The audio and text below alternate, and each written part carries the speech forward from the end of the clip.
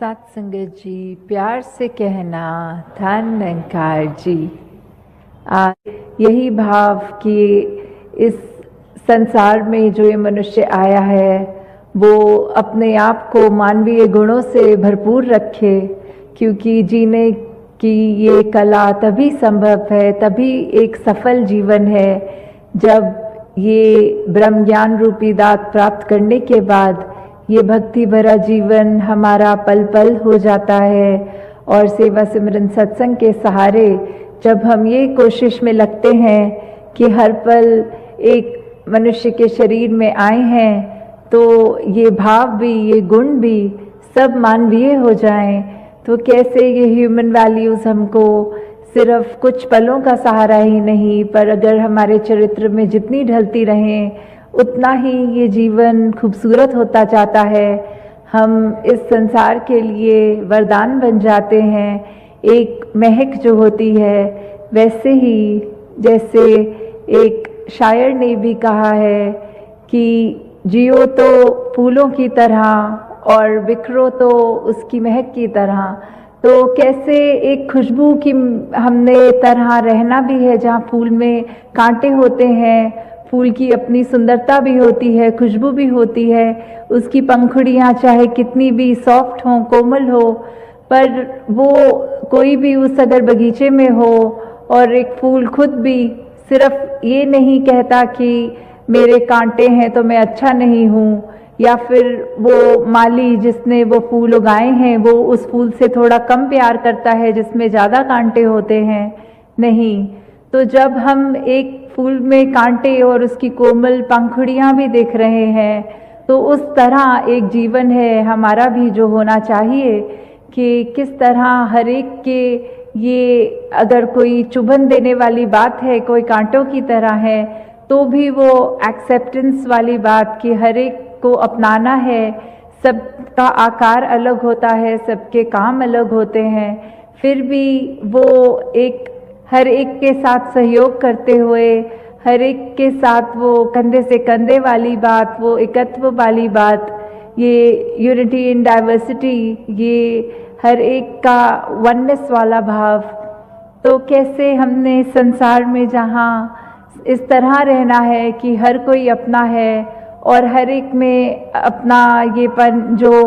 देख सकते हैं वो एक परमात्मा को जानने के बाद ही हो संभव है, वरना तो कोई ना कोई फर्क हमें ज़रूर ऐसा दिख जाएगा जो हमको उसके जैसा नहीं मानने को दिल राज़ी होगा। पर जब ये एक की पहचान हो जाती है कि एक परमात्मा ये कण कण में है, ये वो ऐसा है जो हर एक में बराबर है, हर एक के अंदर उतना ही है जितना हम में है, तो फिर ये जीवन बहुत ही सुंदर, बहुत ही आसान भी हो जाता है। चाहे वो दीपक का एग्जाम्पल लें कि वो आकार दीपक का अलग अलग हो सकता है, पर वो जो उसके अंदर लौ होती है, ये रोशनी होती है, ये एक आग जब उसके अंदर लगाते हैं तो वो कॉमन आग होती है, उस आग में फ़र्क नहीं होता। चाहे कोई लाल रंग का दीपक हो, चाहे हरा हो, चाहे कैसे भी पेंट किया हो, तो उसका दीपक का काम भी रोशनी फैलाना है और उस दीप में जो ये आग है वो भी एक है, तो वो परमात्मा ही हर एक में है। चाहे हम कितने भी भिन्न दिखते हों, किसी भी कल्चर के हों, कहीं रहते हों,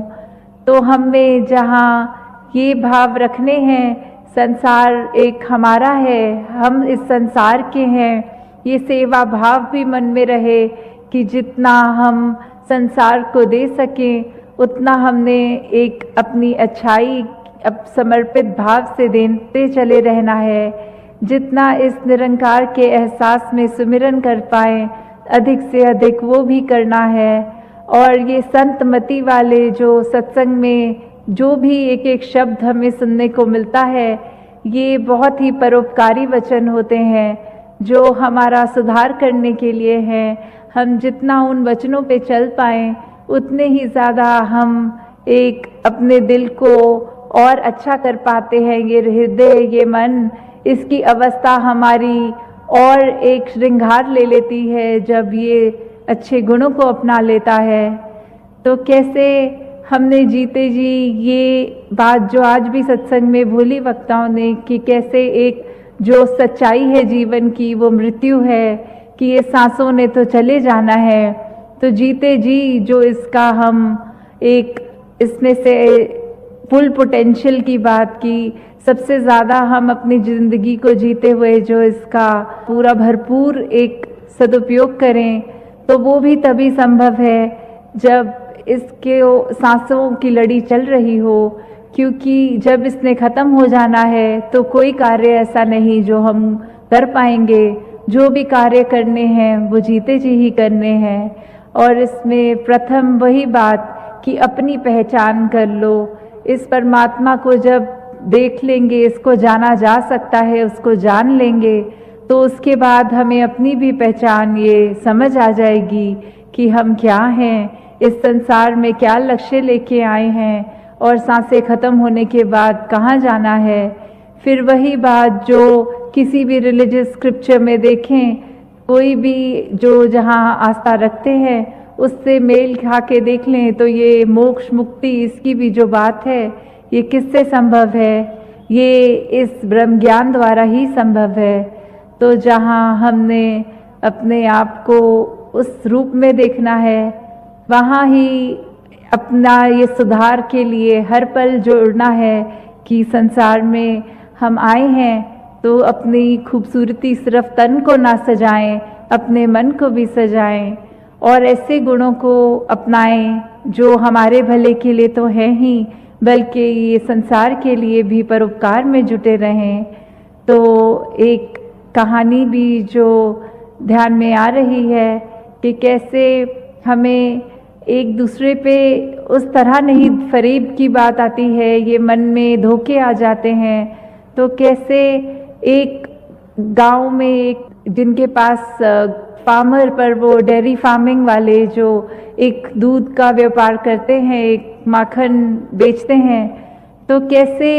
वो एक उनके दुकान पे आते थे जो ब्रेड बेचते थे, तो उन्होंने ऐसी एक अंडरस्टैंडिंग की हुई थी कि जितने वेट का आप मुझे ब्रेड दोगे उतने वेट का मैं आपको माखन दूंगा। तो ऐसे ही उन्होंने ये सालों साल चलाया और इतना उनका आपस में ट्रस्ट बन गया कि फिर वो तराजू में रखने के लिए वो रखते नहीं थे, वो बस एक दूसरे को एक पैकेट वो एक्सचेंज रूप में मुंह से बोल के कि ये इतना ग्राम है इसमें। तो ऐसे ही ये लड़ी चलती रही। फिर एक दिन वो ब्रेड बेचने वाले के मन में ये बात आई कि मैं देखूं ये माखन मुझे कितने ग्राम का मेरे मित्र ने बेच दिया है। तो जब ऐसे देखा गया तो वो कम था और उसको बहुत ही उस पे ये बात अच्छी नहीं लगी। वो इस बात को अपने सरपंच में, ये पंचायत में भी जब लेकर गए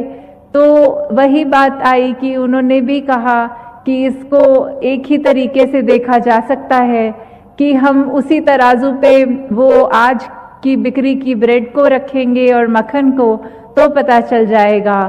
तो सभी के सामने बात यही आई कि जो माखन तोलने वाला था उसके पास तो घर में तराजू भी नहीं था, वो अपने हाथ पे जितनी ब्रेड का वजन होता था उतना वजन मक्खन का करके ही देता था। तो पहले मन में ये ब्रेड बेचने वाले के आया कि मैं उसको कम ग्राम दे दूं और उसने तो वादा किया है भरपूर पूरा ही उतना करेगा। तो कैसे ये विश्वास की बात होती है, कैसे हम एक दूसरे के लिए अगर सोचते हैं कुछ और उसके लिए मन में कुछ बुरी एक अपने मन को नेगेटिव कर लेते हैं, जो अभी सत्संग में भी जिक्र आ रहा था, we should be negative about negativity. हर एक चीज़ के लिए हमें जो हमारे को एक अच्छा कार्य करने से रोक रही है, हमें उसके लिए तो अपनी आंखें चुरानी है पर अच्छा काम करने के लिए नहीं। हमें हर एक के दिल से उनके आंसू पोंछने हैं, उनको दर्द नहीं देना, उनसे नफरत नहीं करनी, उनसे फरेब नहीं करना। तो कैसे जिस तरह ये भी देखा गया है उदाहरण के तौर पे कि अगर हम एक चुटकुला कोई सुन लें तो उस पे हम कितनी बार हंस लेते हैं, 2-4 बार वही जब चुटकुला बार बार सुनेंगे तो चौथी बार तो हमें उस पे हंसी भी नहीं आएगी। तो हम कैसे अपने दुखों को, वो एक ही दुख पकड़ के जो इस परमात्मा ने इतने और सुख दिए हैं उनको तो नज़रअंदाज कर देते हैं, और एक अगर कोई चीज़ हमारे अनुसार नहीं है जीवन में, उसको दुख समझ के उस एक दुख को पकड़ के उसके ऊपर बार बार रो लेते हैं। तो कैसे जिस तरह वो अवस्था की बात आ जाती है, ये जो परमात्मा ने दिया ये सब जीवन के लिए, सुधार के लिए दिया, तो कैसे हमने जिस तरह एक चीज़ को पकड़ के ही नहीं बैठे रहना, एक बारी उसका एक एहसास, तो चलो इंसान है तो फीलिंग्स हैं मन में, वो उस तरह आएगी, पर कैसे अगर थोड़ा सा भी कोई नेगेटिव ख्याल है उसको उसी पल दूर करने की कोशिश करें। तो दासी और समय आपका ना लेते हुए इन्हीं शब्दों से आपसे आज्ञा चाहेगी कि जिस तरह एक ये हमारा जीवन सुंदर हो गया है, कैसे हम अपने एक प्रभाव उस तरह जिस दूसरे का लेते हैं उसको कोशिश करते हैं कि जजमेंटल ना हो उसके लिए, पर अगर कुछ भी उसको मिलके एहसास आता है, वो एहसास हमारा पूरा दिन, हमारा बहुत बार ऐसा होता है कि उस चीज़ पर डिपेंड कर जाता है कि अगर सुबह उठते ही लगता है कोई अच्छी चीज़ हो गई है तो बहुत ही खुशहाल दिल होकर पूरा दिन अच्छा हम बिताने की कोशिश करते हैं, और अगर कुछ ऐसी चीज़ जो उसने उस दिन में करवाहट भर दी तो हमारा वो मूड भी बिगड़ जाता है, एक उदासी सी मन में आती है। तो कैसे हम क्या वो कर रहे हैं, हम किस तरह का दूसरों के प्रति उनके लिए क्या प्रभाव छोड़ रहे हैं कि अगर किसी का कुछ किया हम पे ये प्रभाव देता है, तो अपनी इस विवेक बुद्धि, इस चेतनता से हम ये सोचें कि अगर किसी के दुख देने से दुख होता है तो वो हमें पता है, फिर हम ऐसा कोई कर्म ना करें कि जानबूझ के हम दूसरों की ज़िंदगी में ये दुख दें। तो दासी इसी अरदास से कि हर कोई अपने मन में ये मानवता का भला लेते हुए हर कर्म को, हर सोच को, अपने व्यवहार को उस तरह एक ढाल ले कि अपना ही, जहाँ सिर्फ सोच में ना हो अपना फ़ायदा, सिर्फ अपना बेनिफिट ही नहीं, एक लार्जर गुड की बात कि एक हम हर एक के लिए जहाँ परोपकार की बात हो ऐसे ही कर्म करते चले जाएं। तो दातार सभी पे कृपा करे कि एक भक्ति भरा जीवन सब बिताएं और अधिक से अधिक ये मानवीय गुणों को अपनाकर अपने जीवन को एक सही रास्ते पे, एक उस मार्ग पे डालें जो संतों ने हमेशा से कहा है, समझाया है कि ये मार्ग ही है जो उस पे रहने से लोक सुखी और परलोक सुहेला होता है। जिस मार्ग पे चलने से सिर्फ हम अपना ही मुख उजला नहीं करते, औरों का भी हो जाता है। जिस मार्ग पे रहने से